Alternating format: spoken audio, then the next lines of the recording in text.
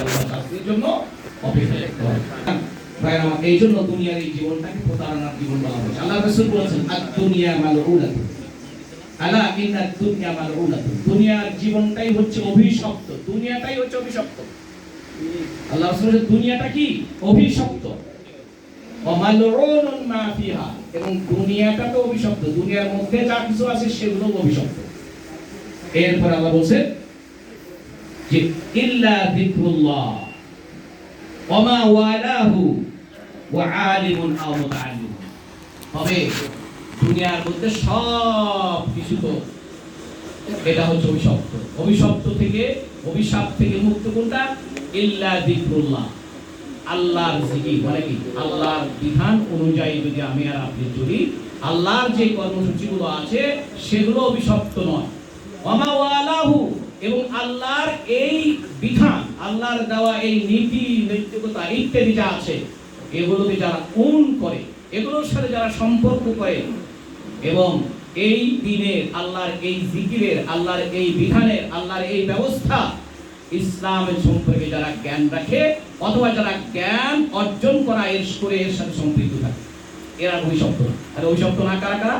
আল্লাহর দ্বীন অভিশপ্ত নয়, আল্লাহর দ্বীনের সাথে যারা সম্পর্ক তারা অভিশপ্ত নয়, আল্লাহর দ্বীনকে যারা শিখেছে এবং যারা শেখে এরা কেউ অভিশপ্ত নয়। সুতরাং রাসূল সাল্লাল্লাহু আলাইহি ওয়াসাল্লাম বলেছেন, এরপরে রাসূল সাল্লাল্লাহু আলাইহি ওয়াসাল্লাম বলেছেন যে সফলতা কিসে? ফামান যুহজিয়া আনিন নারি ওয়া উদখিলাল জান্নাতা ফাকাদ ফাজ, যারা নিজেদেরকে জাহান্নাম থেকে দূরে সরিয়ে জান্নাতে প্রবেশ করতে পারলো তারাই সফলতা অর্জন করলো। এরপর আল্লাহ আবার বলছে ওমাল হায়াতুদ দুনিয়া ইল্লা মাতাউল গুরুর, আবারও আল্লাহ সুবহানাহু ওয়া তাআলা সূরা আলে ইমরানের 125 নম্বর আয়াতে এই আয়াতটি কনক্লুড করছেন ওমাল হায়াতুদ দুনিয়া ইল্লা মাতাউল গুরুর। সূরা হাদীদের 20 নম্বর আয়াতের শেষ অংশের মতো 185 নম্বর আয়াতের শেষ অংশে আল্লাহ একইভাবে বলছেন এই দুনিয়ার জীবনটা ধোঁকা প্রতারণা ছাড়া আর কিছুই নয়। এই দুনিয়ার জীবনটা আখিরাতের তথা জান্নাতের জায়গা, জান্নাতের একটু পাওয়া থেকে কি পরিমাণ সেটা আল্লাহ রাসূল বলেছেন ইন্না মাওদিআ সাউতিন ফিল জান্নাতি খায়রুম মিনাদ দুনিয়া মা ফিহা। জান্নাতের মধ্যে তুমি যদি একটা চাবুক, একটা প্যাট রাখলে যতটুকুন জায়গা দখল করে, এইটুকুন জায়গার যদি তুমি মালিক হতে পারো, তাহলে এই দুনিয়া এবং দুনিয়ার মধ্যে যা কিছু আছে সব যদি তোমাকে দেওয়া হয় তার চাইতে উত্তম হচ্ছে এই জায়গাটুকু জান্নাত। এরপর আল্লাহ বলেন, আল্লাহ রাসূল বলেন, সুতরাং এই আয়াত বলেন ফামান যুহজিয়া আনিল জান্নাত ফাকাদ ফাজ। এই জন্য আল্লাহ সুবহানাহু ওয়া তাআলা মুমিনদেরকে বলেছেন এই দুনিয়ার জীবনের বাস্তব অবস্থা যেহেতু এটার ভোগ বিলাস, এটার মত্ততা, এটার পাওনা, এটার প্রাপ্তি, এটা খুবই সামান্য, এটা প্রতারণা। এটা দুনিয়াতে যাদেরকে দেওয়া হয়েছে তাদেরকে যদি আপাত দৃষ্টিতে তোমাদের কাছে সফল মনে হয়, আপাত দৃষ্টিতে তোমাদের উপর যদি প্রভাবশালী মনে হয়, আপাত দৃষ্টিতে পৃথিবীর ক্ষমতা যদি তাদের হাতে থেকে থাকে, তাতে করে তোমরা প্রতারিত হও। এই জন্য আল্লাহ বলেছেন লা ইয়াগুররান্নাকা তাকাল্লুবুল লাযিনা কাফারু ফিল বিলাদ, আল্লাহ বলেছেন লা ইয়াগুররান্নাকা তাকাল্লুবুল লাযিনা কাফারু ফিল বিলাদ মাতাউন কালিল সুম্মা মাওয়াহুম জাহান্নাম ওয়া বিসাল মিহাদ। সূরা আলে ইমরানের 196-197 নম্বর আয়াতে আল্লাহ বলেছেন যে কাফেররা এই পৃথিবীতে যে দাপটের সাথে সারা পৃথিবী দক্ষিণ করছে, সারা পৃথিবীর উপরে প্রভাব বিস্তার করে আছে, এটা দেখে যেন তোমরা প্রতারিত হও না, এটা দেখে যেন তোমরা প্রতারিত হও না। এই যে আমরা অনেকেই কিন্তু হীনমন্যতায় ভাগী মুসলিমরা, ওই যে আমরা সত্যের উপর আছি, ইসলাম নিয়ে আছি, তারপরেও তো কাফেররা তো সারা দুনিয়াতে তারা প্রভাব বিস্তার করছে, এটা অনেকেই বলে তো মুখে, কিন্তু আল্লাহ সেটা নিষেধ করেছে। কারণ তাদের এই দুনিয়ার প্রাপ্তির মাতা কালী এই যে তারা পেয়েছে এটা সামান্য সময়ের জন্য। কতদিনের জন্য? সামান্য সময় পাওয়ার এটা সুম্মা মাওয়াহুম জাহান্নাম, তারপরে তাদের ঠিকানা হবে জাহান্নাম। আর এটা হচ্ছে খুবই খারাপ জায়গা। এছাড়া আল্লাহ সুবহানাহু ওয়া তাআলা বলছেন যে ইন্না ওয়া'দাল্লাহি হাক্কুন, হে মানব সকল তোমাদের, হে মুমিনরা তোমাদেরকে যে আল্লাহ ওয়াদা করেছেন এটা সত্য, সুতরাং ফালা তাগুররান্নাকুমুল হায়াতুদ দুনিয়া, সুতরাং এই দুনিয়ার জীবন তোমাদেরকে পথভ্রষ্ট করে না রাখে, তোমাদেরকে প্রতারিত না করে।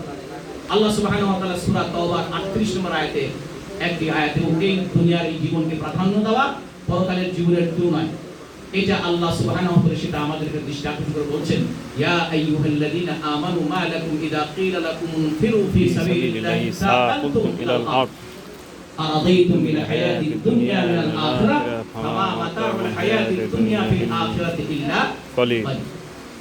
তোমাদের কি হয়েছে এই ইমানদারগণ, তোমাদের কি হয়েছে?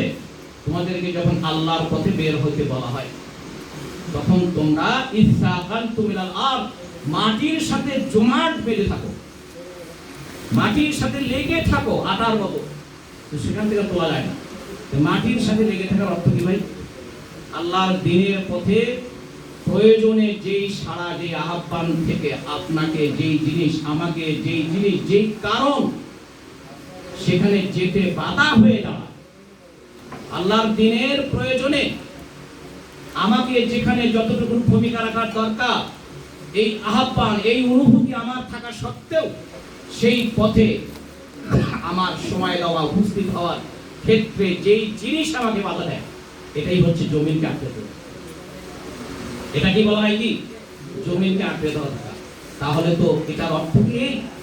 আরাদাইতুম বিল হায়াতিদ দুনিয়া মিনাল আখিরাহ, তাহলে কি আখিরাতের পরিবর্তে তোমরা দুনিয়ার জীবন নিয়েই কি সন্তুষ্ট? যা পাইছি এটা নিয়ে সন্তুষ্ট। পরকালে দেখা যাবে, পরকালের জন্য দেখা যাবে। যা নগদ যা পাও হাত পেতে নাও, বাকির খাতায় শূন্য থাক, কথাটা আছে না? এটা বলে সুন্দর, কিন্তু এটা কিন্তু পরকাল তো বিশ্বাস করে ওমর খাইয়াম বলেছে। ওমর খাইয়াম এই কবি, নাম কিন্তু মুসলিম, কিন্তু পরকাল বিশ্বাস করে। বলছে নগদ যা পাও, মানে দুনিয়াতে তুমি যা পাবা সেটা নাও, পরকালে ফাঁকি থাক, ওটা বাঁকা থাক, পরকালের খাতায় কি থাকো? শূন্য। এই জন্য তো সে বলছে না নিষিদ্ধে মদ খেয়ে নাও, কবিতা কবিতা আছে। তো সুতরাং এগুলো নাস্তিকবাদী চিন্তা ভাবনা। সুতরাং এই বিষয়গুলো আমাদেরকে মনে রাখতে হবে। তাই আল্লাহ সুবহানাহু ওয়া তাআলা বলছেন, তাহলে তোমাদের বাস্তব অবস্থা বলছে যে তোমরা দুনিয়ার জীবন পেয়েই পরিতুষ্ট, অথচ এই দুনিয়ার জীবন আখিরাতের তুলনায় খুবই সামান্য। আমা মাতাউল হায়াতিদ দুনিয়া ফিল আখিরাতি ইল্লা কলিল, খুবই সামান্য। এরপর আল্লাহ বলছেন ইল্লা তানফিরু ইল্লা তানফিরু ইউআযিবকুম আযাবান আলীম ওয়া ইস্তাবদিল কওমান গায়রাকুম। আল্লাহর আহ্বানে যদি সাড়া না দাও, আল্লাহর দ্বীনের কোনো ক্ষতি হবে না। আল্লাহর দ্বীনের কোনো ক্ষতি হবে না, ক্ষতি হবে তোমার জন্য নির্ঘাত কঠোর কঠিন শাস্তি অপেক্ষা করছে। তো সুতরাং আল্লাহর দ্বীনের আহ্বানে, আল্লাহর দ্বীন প্রতিষ্ঠার সংগ্রামে, এই আল্লাহর দ্বীন প্রতিষ্ঠার সংগ্রাম বলতে আমি শুধুমাত্র ইসলামী আন্দোলন যে সকল কর্মসূচিকে নয়, দ্বীনের দাওয়াত, প্রচার, প্রসার, নিজে সত্যের সাক্ষ্য হওয়া, যে জিহাদ ফি সাবিলিল্লাহর অন্তর্ভুক্ত যে কাজগুলো আছে, দাওয়াত, সত্যের সাক্ষী হওয়া, তারপরে কিতাল ফি সাবিলিল্লাহ, ইকামতের দ্বীন, সব কাজের আদেশ ও সব কাজের নিষেধ। কোথায় আছে পাঁচটি জিনিস? কে পড়ছে? ইসলামী আন্দোলন সংগঠন কার লেখা? এখানে আছে, দেখবেন যে জিহাদ ফি সাবিলিল্লাহর অন্তর্ভুক্ত কাজগুলো, দাওয়াত ইলাল্লাহ, শুহাদা আলান নাস ও শাহাদাত আলান নাস, কিতাল ফি সাবিলিল্লাহ, ইকামতের দ্বীন, এবং কি সৎ কাজের আদেশ ও সৎ কাজের নিষেধ। সুতরাং এই পূর্ণাঙ্গ কাজটাকে বলা হয় ইসলামী আন্দোলন, এর নাম হচ্ছে জিহাদ ফি সাবিলিল্লাহ। তো সুতরাং এই কাজে যদি আমরা পিছিয়ে আল্লাহর পথে যদি দাওয়াতে এই কাজে যদি আমরা সম্পৃক্ত না হই, আল্লাহ বলছেন যে তাহলে তোমার বোঝা যাচ্ছে তোমরা দুনিয়ার জীবনকে প্রাধান্য দিয়েছো, অথচ দুনিয়ার জীবন এটা খুবই সামান্য সময়, এখানকার সুখ খুবই সামান্য সময়ের জন্য। এটাই আল্লাহ রাসূল সাল্লাল্লাহু আলাইহি ওয়াসাল্লাম একটি হাদিসে বলেছেন যে দুনিয়ার পাওনাটা কি? ওয়াল্লাহি মা দুনিয়া ফিল আখিরাতি ইল্লা মিথলু মা ইয়াজালু আহাদুকুম ইসবাহু হাদি ফিল ইয়ামি ফালিয়ানদুর বিমা ইয়াত্তাকি।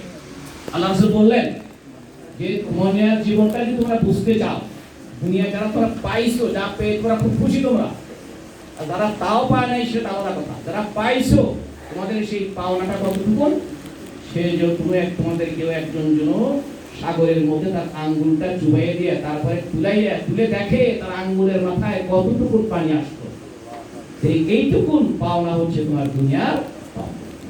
সুতরাং সেইটুকুন পাওনার জন্য যদি দুনিয়ার পিছনে লেগে থাকা হয়, তাহলে তার জন্যই তো দুর্ভাগ্য অপেক্ষা করছে, তার জন্যই তো ধ্বংস অপেক্ষা করছে, তার জন্য তো ওয়াইল অপেক্ষা করছে। তো সুতরাং ভাইয়ের আমার, এইভাবে আল্লাহ সুবহানাহু ওয়া তাআলা আরো অন্যান্য আয়াতে বলছেন, হে ইমানদারগণ, তোমাদের সন্তানাদি, তোমাদের স্ত্রী, স্বামী এবং অন্যান্য সব কিছু তোমাদের জন্য দুশ্মন, তোমাদের জন্য দুশমন। কখন দুশমন হবে? যদি এগুলো তোমাকে আল্লাহর দ্বীনের আসল দায়িত্ব পালনের ক্ষেত্রে যদি বাধা হয়ে দাঁড়ায়, তাহলে মনে রেখে এগুলো তোমার জন্য কি শত্রু। এই যে আল্লাহ সুবহানাহু ওয়া তাআলা তাগাবুন এটা বলেছেন। আবার একই ভাবে আল্লাহ সুবহানাহু ওয়া তাআলা তাগাবুন ইন্নামা আমওয়ালুকুম ওয়া আওলাদুকুম ফিতনা বলেছেন। এটাকে ফিতনা বলেছেন। তোমাদের ধন সম্পদ টাকা পয়সা এগুলো কি পরীক্ষা কখন হবে? এগুলো যদি আল্লাহ আল্লাহ রাসূলের বিধানের পথে, আল্লাহ আল্লাহ রাসূলের পথে আমার চলার ক্ষেত্রে যদি বাধা হয় আর যদি সহায়ক হয়, তাহলে এগুলো আমার জন্য সবই কি সাদাকা। এগুলো আমার সবই জন্য কি আমার জন্য সাদাকা। আল্লাহ সুবহানাহু ওয়া তাআলা এই জন্য বলছে ইয়া আইয়ুহাল্লাযীনা আমানু লা তুলহিকুম আমওয়ালুকুম ওয়া আওলাদুকুম আন যিকরিল্লাহ ওয়া মান ইয়াফআল যালিকা ফাউলাইকা হুমুল খাসিরুন। হে ইমানদারগণ, তোমাদের ধন সম্পদ টাকা পয়সা এগুলো যেন তোমাদেরকে আল্লাহর শরণ থেকে গাফিল করে না রাখে। যাদের এটা করবে তারা মহাক্ষতিগ্রস্ত হবে। সূরা আল মুনাফিকুনের 9 নম্বর আয়াত। এছাড়া আল্লাহ সুবহানাহু ওয়া তাআলা সূরা আল জুমার 11 নম্বর আয়াতে বলেছেন ওয়া ইযা রাআউ তিজারাতান আও লাহওয়ান ফাদু ইলাইহা ওয়া তারাকুকা কাইমা। আল্লাহর নবীর কিছু সাহাবীরা নতুন তাফসীর আসছে, নতুন মুসলমান, যখন গনিমতে মাল আসছে, রাসূল মসজিদে খুতবা দিচ্ছেন, নামাজ পড়াচ্ছেন, তারা ছিল। যখন দেখছে মাল আসছে, তারা কেউ বের হয়ে ওই মালের কাছে আসছে। তো রাসূল সাল্লাল্লাহু আলাইহি ওয়াসাল্লাম বলছেন, আল্লাহ তাকে বলে দিচ্ছে যে আল্লাহ রাসূলকে আল্লাহ এটা গ্রহণ করেন। এই আচরণ ইমানদের কাছে আল্লাহ গ্রহণ করেন। এটা বলছেন এই চিত্রগুলো ওয়াইদা রাআউ তিজারাতান আও লাহওয়ান ফাদু। যদিও সেখানে ওই কয়েকজন সাহাবীর উপলক্ষে আয়াত নাযিল হয়েছে, কিন্তু এই আয়াতের কি আমরা কি তিজারত দেখে, আমরা কি ব্যবসা দেখে, আমরা কি দুনিয়ার নগদপুর পাওনা দেখে সেদিকে ছুটে গেলাম আল্লাহর দ্বীনকে ফেলে দিয়ে? ওয়াইদা রাআউ তিজারাতান আও লাহওয়ান ফাদু ইলাইহা ওয়া তারাকুকা কাইমা। আপনাকে দেখে গেল না ময়দানে, আপনাকে একা ফেলে দিয়ে তারা বৈশ্বিক কাজের জন্য, দুনিয়ার জন্য তারা সেদিকে ছুটে গেল। এটা ইমানদারদের চরিত্র। সুতরাং আল্লাহ সেটাই বলছেন, কুল ইয়া কওমি ইন্নামা হাযা হায়াতুদ দুনিয়া ওয়া ইন্না বিল আখিরাতি হিয়া দারুল কারার। সুতরাং আবার বলছে আল্লাহ যে এই দুনিয়ার জীবনটা হচ্ছে খুবই সামান্য, আর আখিরাতের জীবনটা হচ্ছে কি স্থায়ী। যেমন আল্লাহ সূরা আ'লা বলেছেন বাল তুসিরুনা হায়াতাদ দুনিয়া ওয়াল আখিরাতু খায়রুন ওয়া আবকা। তোমরা এই দুনিয়ার জীবনকে প্রাধান্য দিয়ে রেখেছো, অথচ আখিরাতটাই হচ্ছে চিরস্থায়ী এবং এটাই হচ্ছে উত্তম। সুতরাং ভাইয়ের আমার, আমাদেরকে সেই ব্যবসায়ী হতে হবে, আমাদেরকে সেই মানুষ হতে হবে, আমাদেরকে সেই ইমানদার হতে হবে যে দুনিয়ার কোনো কিছুই যেন আমাদেরকে আমাদের দায়িত্ব, ইমানদারের দায়িত্ব পালন থেকে যদি বিরত রাখতে না পারে, বাধা হতে না পারে এবং আমাদেরকে উদাসীন করে রাখতে না পারে। যেটা আল্লাহ সুবহানাহু ওয়া তাআলা সাহাবায়ে কেরামদেরকে যেটা প্রশংসা করে তিনি বলেছেন এবং সনদ দিয়েছেন, সার্টিফিকেট দিয়েছেন কি রিজালুল লা তুলহিহিম তিজারাতুন ওয়ালা বাইউন আন যিকরিল্লাহ ওয়া ইকামিস সালাহ ওয়া ইতাইজ যাকাত ইয়াখাফুনা ইয়াওমান তাতাকাল্লাবু ফীহি আল-কুলুব ওয়াল আবসার। সেই সকল ব্যক্তিরা যাদেরকে ব্যবসা বাণিজ্য কেনা বেচা অর্থাৎ এই বৈষয়িক জিনিসপত্র, বৈষয়িক কাজকর্ম, তাদেরকে আল্লাহর দেওয়া বিধান এবং আল্লাহ প্রদত্ত দায়িত্ব পালন থেকে তাদেরকে বিরত রাখে না। এখানে নামাজের কথা বলা হয়েছে, যাকাতের কথা বলা হয়েছে এবং পরকালের ভয়ের কথা বলা হয়েছে। সুতরাং আল্লাহ সুবহানাহু ওয়া তাআলা তাদেরকে এই সার্টিফিকেট দিয়েছে যে তারা এই দুনিয়ার কোনো কিছুই তাদেরকে তাদের দায়িত্ব পালনে বাধা হয়ে থাকে। এই জন্য আল্লাহ সুবহানাহু ওয়া তাআলা সূরা আন-নিসা 75 নম্বর আয়াতে আমাদেরকে আহ্বান জানিয়েছেন, ওমা লাকুম লা তুকাতিলুনা ফি সাবিলিল্লাহ ওয়াল মুস্তাদআফিনা মিনার রিজালি ওয়ান নিসাই ওয়াল বিলদান আল্লাযীনা ইয়াকুলুনা রাব্বানা আখরিজনা মিন হাযিহিল ক্বরিয়াতিল যালিমিন। তোমাদের কি হয়েছে? আল্লাহর দ্বীনের প্রতিষ্ঠা, আল্লাহর দ্বীনের পথে আন্দোলন এবং মানবতার দুর্বল মানুষদের মুক্তির জন্য ওই সকল দুর্বল নারী, পুরুষ এবং বৃদ্ধ আত্মনাদ করে বলছে, আল্লাহ আমাদেরকে জালিম জনপদ থেকে তুমি বের করে নাও এবং আমাদের জন্য তুমি সাহায্য করে দাও।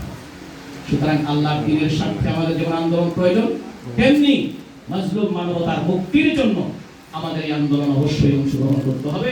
এবং ইন্না সালাতি ওয়া নুসুকি ওয়া মাহইয়ায়া ওয়া মামাতি লিল্লাহি রাব্বিল আলামিন জেনে বুঝে এই শপথ আমাদেরকে নিতে হবে।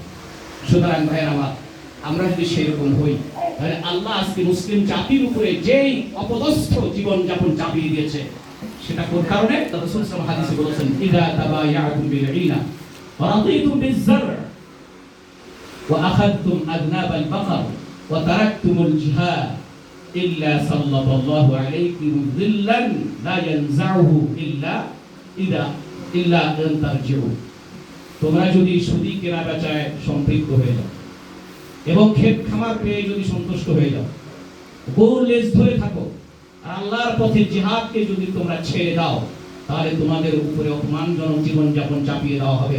এখান থেকে নিষ্কৃতি পাওয়ার কোনো পথ তোমাদের জন্য খোলা থাকবে না, শুধুমাত্র আল্লাহ দিনের দিকে আবার সেই দায়িত্ববোধ ধীরে ধীরে ফিরে আসতে পারে।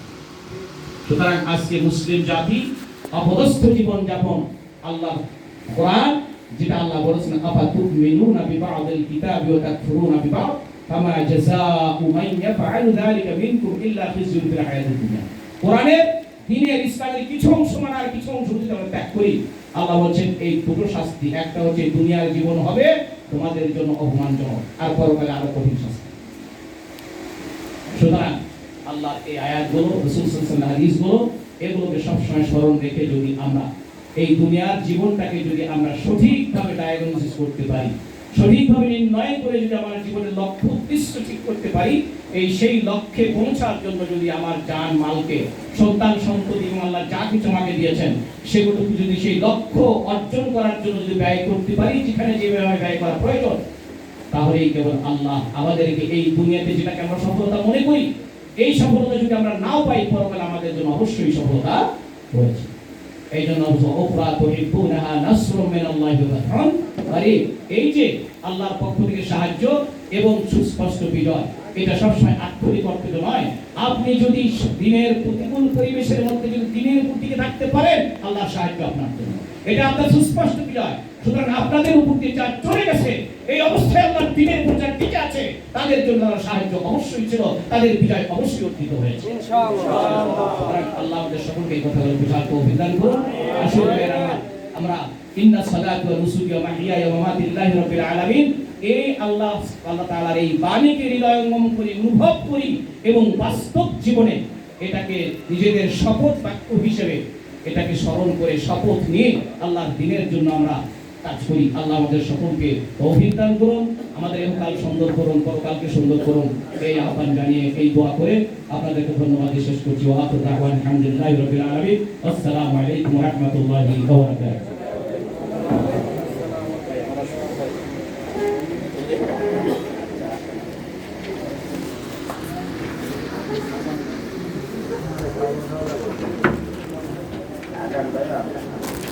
গায়ে দেবো না।